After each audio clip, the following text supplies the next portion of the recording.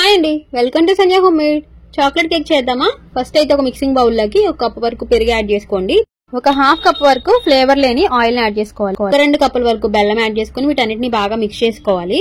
A cup తో అయితే బెల్లం తీసుకున్నామో సేమ్ కప్ తోటి 2 కప్పుల వరకు గోధుమ పిండి వేసుకుని పావు స్పూన్ వరకు బేకింగ్ సోడా, అర స్పూన్ వరకు బేకింగ్ పౌడర్, అలాగే ఇక్కడ నేను చాక్లెట్ ఫ్లేవర్ అంటున్నాను కదా, కోకో పౌడర్ కూడా యాడ్ చేశానండి. వీటన్నింటిని ఒకసారి జల్లించేసుకొని విస్కర్ తో ఇలా మిక్స్ చేసుకోవాలి ఒకే డైరెక్షన్ లో.